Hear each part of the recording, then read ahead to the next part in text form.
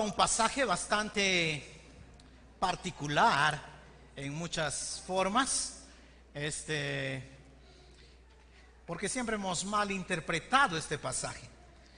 El texto para hoy está en dos partes, en Mateo capítulo 5, desde el verso 38 al 48.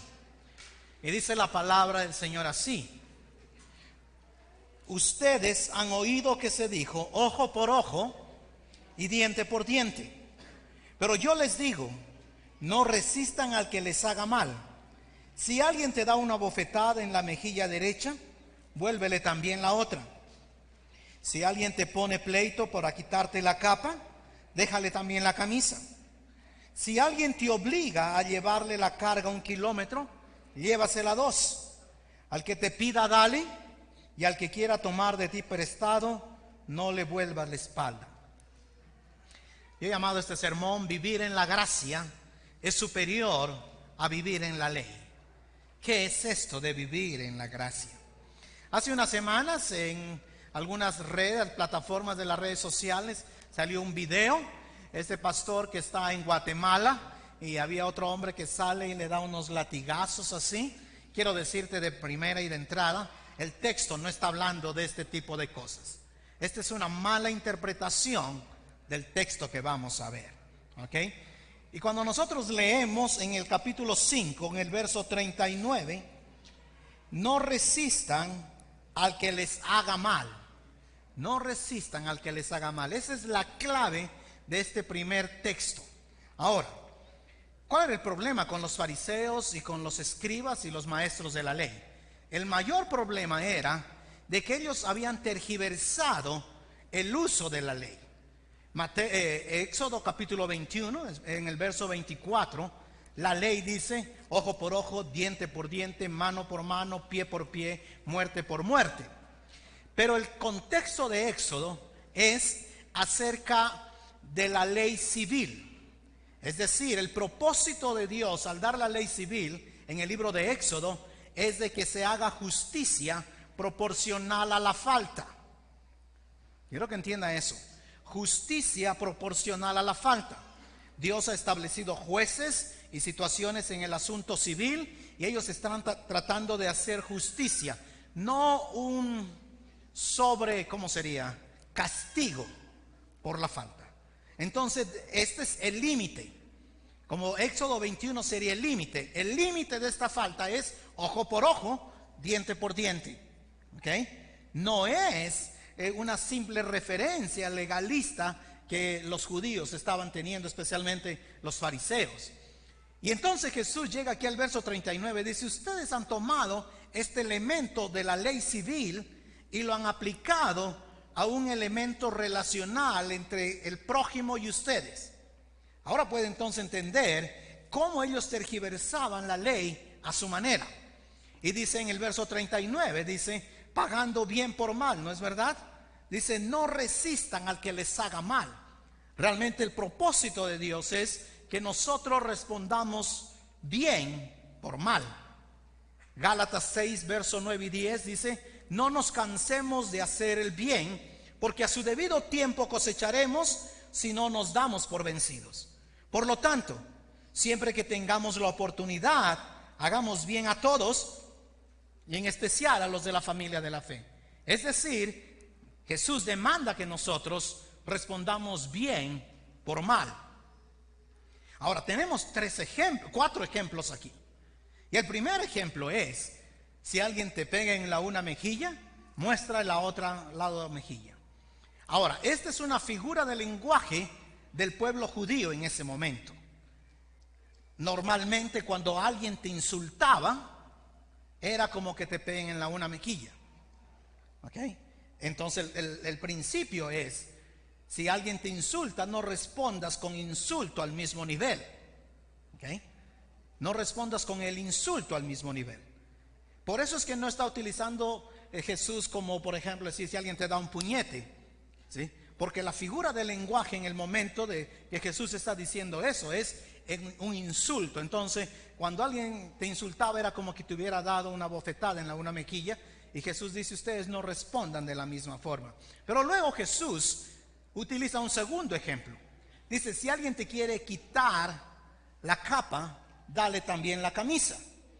Y eso es dentro de la ley. Cuando alguien te debía dinero, ¿sí?, y tú demandabas a la persona delante de los jueces ahí en el pueblo judío, estos jueces decían, sí, tú eres culpable y necesitas pagar ese dinero. Y dices, no tengo con qué pagar, ¿no es verdad? ¿Sí? El acreedor podía quitarte hasta la capa, pero no te podía quitar la camisa, porque la camisa era lo último que tenía esa persona para protegerse de la inclemencia del tiempo. Y Jesús está diciéndole aquí al deudor, escucha bien, si alguien de alguna forma tú has pedido prestado y el juez ha determinado que tú eres culpable y te va a decir, ok, entrégale todo lo que tengas, incluso tu vestimenta. Recuerda que en aquellos tiempos no había tanta ropa como tenemos hoy. Quizás una persona tenía solamente una mudada, o máximo dos. Cuando tenías 3 mudadas ya eras de la aristocracia más o menos en aquellos tiempos. Entonces le está diciendo aquí, si tú eres el deudor y tu acreedor ya te ganó en el juicio y tienes todo que entregar, ya no tienes nada que entregar, incluso entrega la capa, y si él quiere, incluso dale la camisa. El tercer ejemplo es un ejemplo bastante fuerte en este sentido, porque está hablando acerca, si alguien te obliga a cargar 1 milla, en la Reina Valera dice, o 1 kilómetro, tú ve con él 2. ¿Okay? ¿Cuál es el contexto de esto? Recuerde que Palestina en este momento, ahora no es el mismo movimiento de Palestina hoy, no, la palabra es la misma, pero ¿cómo se llama la Nación de la Liberación Palestina? Es otro contexto. Actualmente casi es el mundo musulmán el que es la Organización de la Liberación de Palestina. En aquel tiempo la provincia se llamaba Palestina, ¿dónde estaba? Y era la provincia bajo la opresión, el cuidado, la conquista, llámalo como tú quieras, del Imperio Romano. Y los romanos tenían un privilegio que era humillante para los judíos. Entonces, si un soldado romano, no cualquier romano, pero un soldado romano en servicio activo, ¿sí?, tenía una carga que llevar y te veía a ti en la calle y decía, ok, tú eres un judío y yo soy romano, como soy un soldado romano, tú por ley, porque el imperio ha impuesto eso, tú tienes que ayudarme a cargar la carga 1 milla. En la nueva versión acaba de decir 1 kilómetro. Y yo me imagino que estos judíos, porque era frustrante, ¿sí?, es frustrante ser ciudadano de segunda clase, especialmente en un sistema opresivo como el que estaban pasando. Imagino que sabían hasta los pasos que contaba esa milla. Y la idea era, ok, tengo que llevártela porque eso es lo que me exige el imperio, pero cuando llego a la 1 milla, aquí está, toma tu carga. Pero Jesús dice, tú anda y haz un poco más allá. ¿Ok? Y luego dice el cuarto ejemplo que Jesús pone aquí en esta primera parte es, si alguien te pide prestado, no solo se lo prestes, dáselo. Ahora, si tú tienes una tiendita de la esquina que vive de la venta diaria, lo poquito, no vas a poder dárselo, ¿no es verdad? Porque no tienes los recursos. Pero a lo mejor tú si tienes los recursos y alguien te pide algo que no te va a afectar, puedes dárselo en vez de solo prestárselo. ¿Ok? Ese es el propósito. Como tú ves, en este primer pasaje Jesús está diciendo, no confundan la ley civil con la aplicación entre personas de la comunidad, donde tú necesitas, el verso 39 es la clave, no resistas al que hace mal.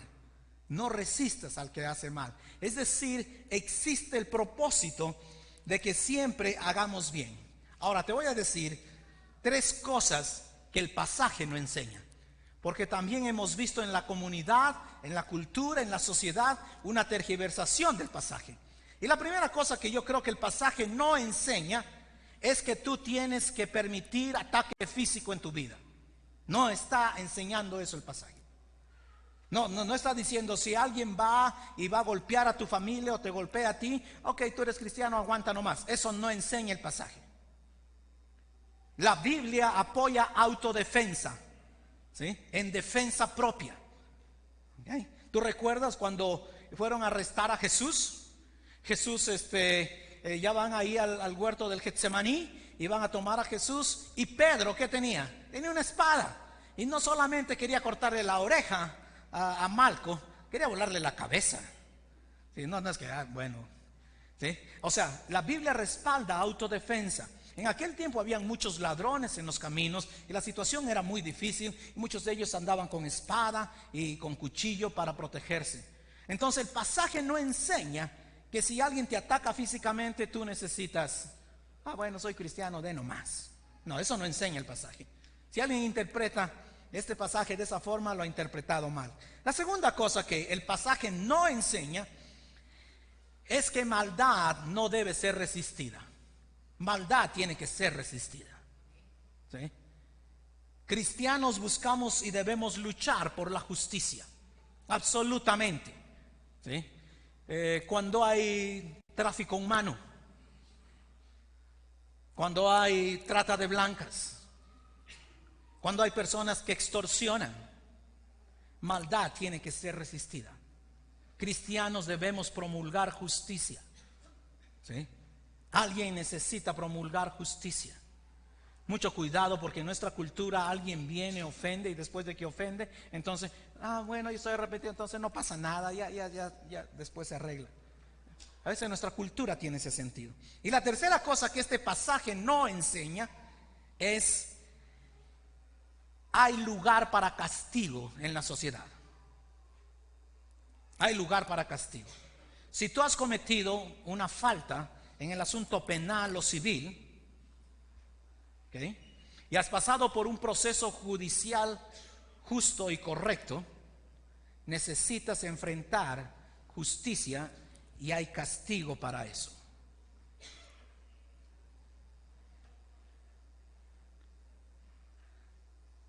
Si yo me paso en el tiempo en el Zimmer y llego ahí y la señora me dice tiene su multa de $3.50, $5, lo que sea, y yo agarro y le pego un empujón o una cachetada, déjame decirle, el pasaje no enseña que ella, siendo cristiana, tiene que perdonarme. No, ella necesita llevarme y quizás necesito ir a la cárcel por faltar el respeto a la autoridad y no someterme a la ley en ese momento. ¿Ok? Mucho cuidado, porque a veces pensamos, bueno, mira, yo me imagino, si tú entras a tu casa y hay un ladrón ahí robando en la casa, y entonces lo encuentras y sacas la pistola, le dices, ¡hey! Y ya el ladrón no sabe qué hacer porque solo está con cuchillo y se pone de rodillas y dice, perdóname, yo no lo voy a hacer más y todo, no he comido. Cómprale un cuarto de pollo, dale de comer y llama a la policía y repórtalo, porque la próxima vez esa persona va a robarle al vecino o a ti mismo. Mucho cuidado, porque a veces cristianos hemos tergiversado el pasaje completamente. ¿Sí? El pasaje no está hablando de eso, está hablando de hacer bien cuando alguien nos hace mal. De hacer bien cuando alguien nos hace mal. La otra cosa es, autoridades están puestas en nuestro sistema judicial para impartir justicia y protegernos. Mira lo que dice Romanos capítulo 13, versos del 1 al 4. Todos deben someterse a las autoridades públicas, pues no hay autoridad que Dios no haya dispuesto. Así que las que existen fueron establecidas por Él. Por lo tanto, todo el que se opone a la autoridad se rebela contra lo que Dios ha instituido. Los que así proceden recibirán castigo. Porque los gobernantes no están, escucha, si tú eres un gobernante, un juez, una persona en autoridad, los gobernantes no están para infundir terror a los que hacen lo bueno, sino a los que hacen ¿qué? Lo malo. ¿Quieres librarte del miedo de la autoridad? ¿Qué dice Pablo en Romanos? ¿Haz qué? Haz lo bueno, y tendrás su aprobación, pues está al servicio de Dios para tu bien. Pues si haces lo malo, entonces debes tener miedo. No en vano lleva la espada, es decir, la autoridad tiene la capacidad de hacerlo, pues está al servicio de Dios para impartir justicia y castigar al malhechor. Si alguien te da un insulto, no devuelvas de la misma forma, regresa con bien. Si tú tienes que hacer esa milla extra, como cristiano, debemos hacer bien, incluso cuando alguien hace mal. ¿Ok? La segunda parte del texto es Mateo capítulo 5, verso 43. Sigue la misma línea. Ustedes han oído que se dijo: ama a tu prójimo y odia a tu enemigo. Pero yo les digo: amen a sus enemigos y oren por quienes los persiguen, para que sean hijos de su Padre que está en el cielo. Él hace que salga el sol sobre malos y buenos, y que llueva sobre justos e injustos. Si ustedes aman solamente a quienes los aman, ¿qué recompensa recibirán? ¿Acaso no hacen eso también los recaudadores de impuestos? Y si saludan a sus hermanos solamente, ¿qué demás hacen ustedes? ¿Acaso no hacen esto los gentiles? Voy a leer hasta ahí porque el último punto es el último versículo. Y lo que está diciendo aquí: ama a tu prójimo y odia a tu enemigo. Ahora quiero que entiendas ahí. Vamos a poner ese versículo ahí, Héctor. Ama a tu prójimo y aborrece a tu enemigo. Y quiero que veas, en la traducción de la Nueva Versión Internacional hay un asterisco hasta donde dice ama a tu prójimo. ¿Por qué? Porque el asterisco significa que Jesús está citando del Antiguo Testamento textualmente esa parte. Odia a tu enemigo no era parte de la ley del Antiguo Testamento. Odia a tu enemigo fue adherido por los fariseos como un resumen de lo que ellos consideraban que debe ser así. Incluso muchos dicen que hubieron algunos otros libros escritos que hablaban de este tipo de justicia, y los fariseos tomaron y le incorporaron eso. ¿Sí? Pero la ley del Antiguo Testamento está enfatizada ¿en qué? En amar al enemigo. Jesús direcciona la manera correcta de ver el texto, cómo tú tienes que amar a tu enemigo. Ahora, yo creo que aquí es gracia y justicia. Gracia es algo contra naturaleza. Gracia es algo que no queremos dar, pero nos fascina recibir. Gracia es lo que no merecemos, pero recibimos. Porque de tal manera amó Dios al mundo, que ha dado a su Hijo unigénito, para que todo aquel que en él crea no se pierda, mas tenga vida eterna. Merecemos nosotros condenación. Dios envió a su Hijo y somos salvos. ¿Por qué? Por gracia, no por obras. Nos portamos mal delante de Dios, y Él en su magnificencia, en su amor, en su soberanía nos escoge y nos da de su gracia para que nosotros podamos ser salvos. ¿Ok?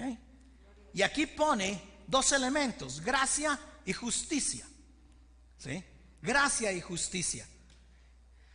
Dar gracia no implica que estamos de acuerdo con aquellos que no piensan como nosotros, que no hacen las cosas como nosotros.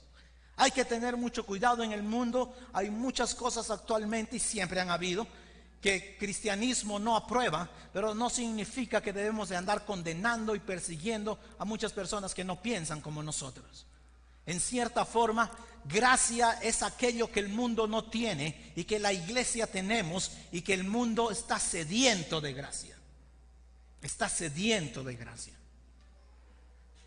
Aún recuerdo una de las ilustraciones en uno de mis libros favoritos, Gracia Divina versus Condena Humana, de Philip Yancey, y él está poniendo un ejemplo ahí de que en aquellos, hace unos 25 años, en los Estados Unidos había una clínica de aborto en la esquina, y la iglesia estaba ahí en la otra esquina.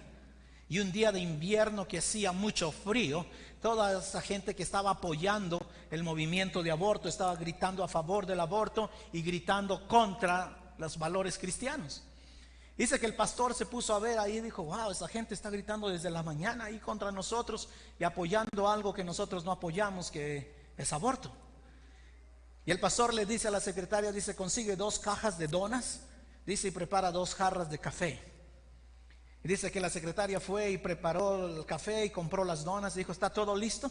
El pastor dijo: ok, agarra tú las cajas de donas, yo llevo las jarras de café. Y el pastor caminó de frente donde estaban estas personas insultando a las creencias de la iglesia. Y cuando estos hombres lo vieron y estas personas lo vieron al pastor, dijo: ¿por qué vienes aquí? ¿Qué nos vas a hacer? ¿Que traes veneno adentro? Cosas así.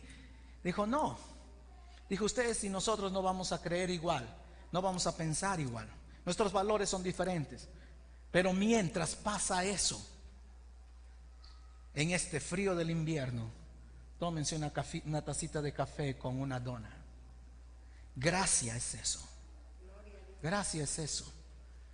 Y aquí podemos ver la gracia de Dios. Ama a vuestros enemigos, ¿sí? Amen a sus enemigos y oren por quienes los persiguen. Hay algunas cosas que está hablando aquí. Amor es una marca de madurez, porque dice aquí en el verso 45, ¿sí? Y entonces sabrán que son sus hijos, ¿no es cierto? En el 45 dice, ustedes entonces sabrán que son sus hijos, hijos de Dios. Es una marca de amor y de madurez. Amar a aquellos que no creen como nosotros, a pesar que no estamos de acuerdo en muchos de sus valores que están en el mundo actual. La otra cosa es, en el verso 45 dice también, Él hace salir el sol sobre justos e injustos. Gracia y justicia de parte de Dios. Esa gracia y justicia de parte de Dios no es discriminatoria, ¿sí? No es una justicia que está limitada. Bueno, hijos, solo a ustedes, hoy día solo a los creyentes les va a salir el sol, a los no creyentes no les sale el sol. No, eso no está diciendo. Dios en su soberanía, en su perfección, es justo. Y a pesar de que muchas de estas personas no responden en agradecimiento a Dios, Dios sigue siendo justo y proveyendo para aquellas personas. Dice, Él hace salir el sol sobre justos e injustos. Él muestra su gracia, su justicia, su favor. Y luego de eso los confronta a los que están escuchando. Dice, ¿acaso es una parte del testimonio dar gracia y dar justicia? Dice, porque ustedes si solo aman a los que los aman, así hacen también los cobradores de impuestos. Ahora, ser cobrador de impuestos era una posición económicamente favorable, pero ser cobrador de impuestos era un cargo repugnante para el pueblo judío. ¿Por qué? Escucha bien, el imperio era Roma, ¿sí? Y las provincias que Roma sometía tenían que pagar impuestos al imperio. Y dentro de ese contexto, entonces el cobrador de impuestos era un judío, en este caso, trabajando para Roma. ¿Te imaginas?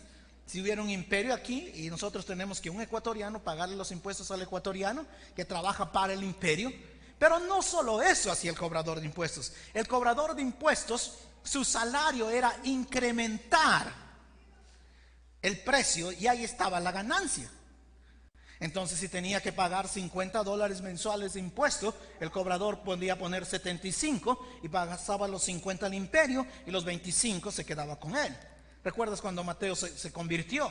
Y dice, si yo he fallado, ¿qué? Voy a dar todo lo que he pagado 4 veces a los que les he cobrado de más. Esa es la idea aquí.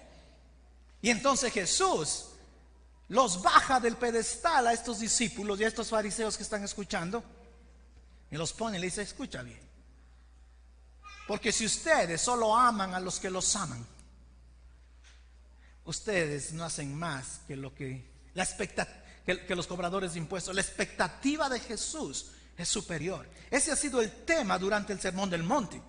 Dice, porque su justicia debe superar a la de los fariseos. Y aquí también la expectativa de Jesús es, ustedes deben superar a estos publicanos o cobradores de impuestos. Y en el verso 47 dice, y si saludan a sus hermanos solamente, ¿qué demás hacen ustedes? ¿Acaso no hacen esto los gentiles también? ¿No hacen de esto los que no conocen a Dios? Nos pone a todos nosotros en una situación muy incómoda. Nos pone a todos nosotros en una situación difícil, ¿sí? Porque a veces solo nosotros nos limitamos al ojo por ojo y diente por diente. Y a veces vivimos más como los fariseos, ¿no es verdad? Ama a vuestro prójimo y odia a tu enemigo. Ahora Jesús lo pone aquí. ¿Cuál era el propósito de amar al enemigo? Mira lo que dice aquí. Levítico 19, estoy yendo a la ley. Dice, no alimentes odios secretos contra tu hermano. ¿Cuándo les pasa esto? Algo nos pasa y la cabeza vuela. ¿Sí te ha pasado eso? Yo sé que ustedes no, son todos unos santos. Pero la cabeza vuela en venganza y en rencor, sino que reprende con franqueza a tu prójimo para que no sufra las consecuencias de su pecado. No seas vengativo con tu prójimo, ni le guardes rencor. Ama a tu prójimo como a ti mismo. Yo soy el Señor. Wow.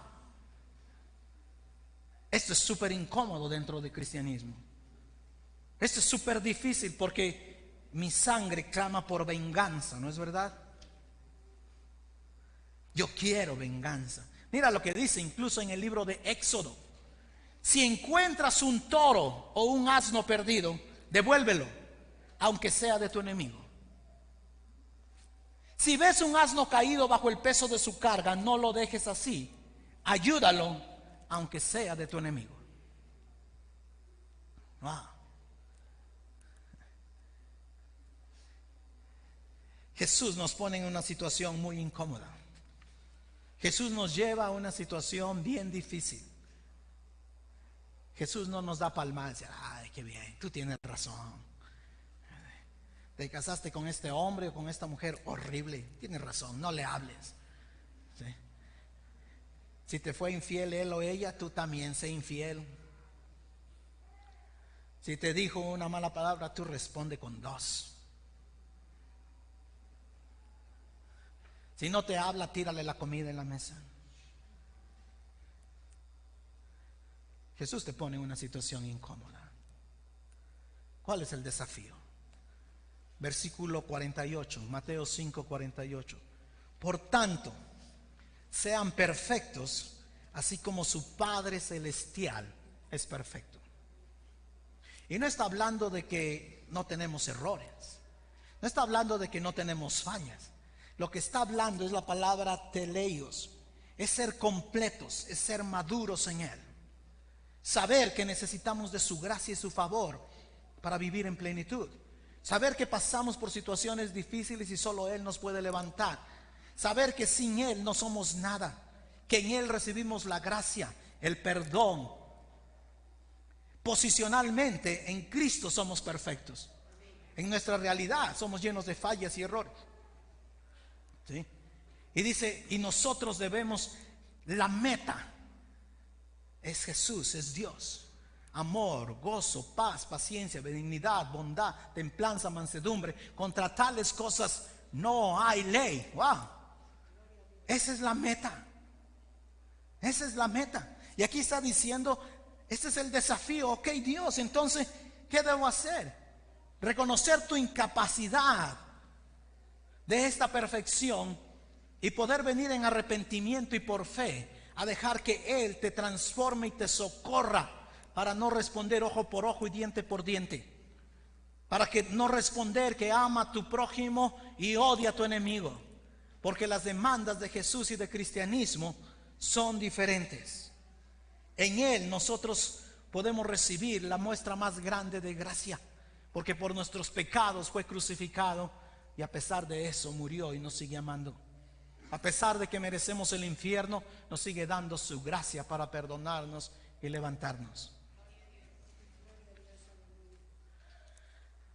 Últimamente me ha dado por ver este tipo de películas en Netflix o series. Son las nuevas novelas que algunos hombres vemos, ¿no es verdad? Algunos de ustedes quizás la han visto.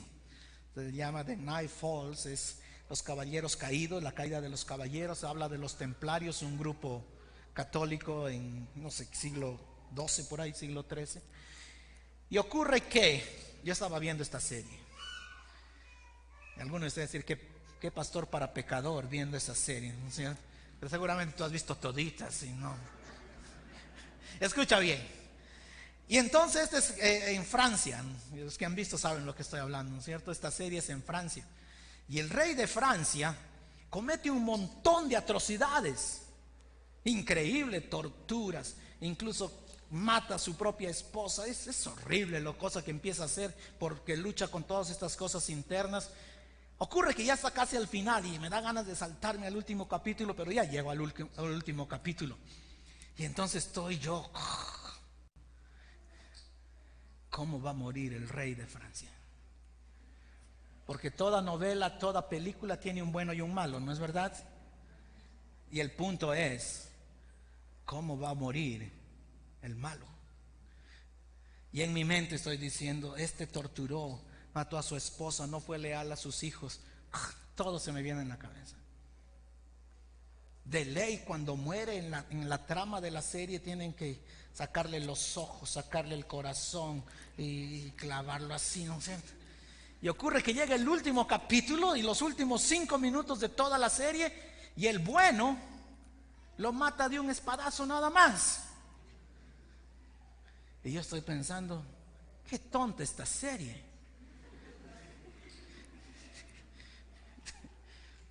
Yo no sé cuánto les ha pasado eso. ¿Realmente yo quería justicia? No. Yo quería venganza, ¿no es verdad? Yo quería venganza.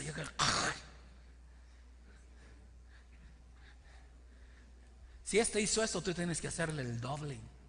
Porque ese es tú y mi naturaleza pecaminosa. Clamamos por venganza. Si has peleado en el matrimonio cuando te dice, no hagas esto, pero tú ya lo hiciste. ¿Sí has visto eso? ¿O no les pasa a ustedes eso? ¿Sí? No han hecho eso. ¿Te acuerdas que tú lo hiciste? ¿No es verdad? Déjame que te cuente las veces que tú también lo has hecho y las sacas ahí, ¿cierto? ¿Sí? Vas al archivo y buscas y todo, ¿cierto? ¿Ya? Bueno, lo que yo hice no es tan malo como lo que tú hiciste. ¿Sí? Si tú estás con tu cónyuge, dile, tú no eres mi enemigo, amén. Dile ahí, ¿estás ahí? Yo voy a decirle a la mía, tú no eres mi enemigo, ¿no es cierto? Y le dice, y ahí nos vemos en la casa, ¿no es verdad? Escucha bien.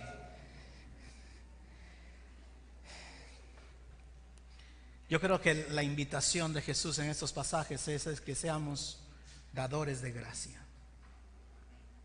No respondas con maldad al que te hace maldad. ¿Sí? No respondas con insulto al que te insulta. En el libro de Proverbios dice, la blanda respuesta aplaca la ira. ¿Estás siendo un dador de gracia? ¿Estás siendo esa persona que imita a Dios? Yo estoy pensando, ¿cómo puedo imitar a Dios aquí? Porque todos nosotros somos horribles. Nos enojamos, peleamos, tenemos malos pensamientos, lujuria, celos, envidias. Sin embargo, vamos a Dios, nos arrepentimos y en su gracia Él nos perdona y nos redime.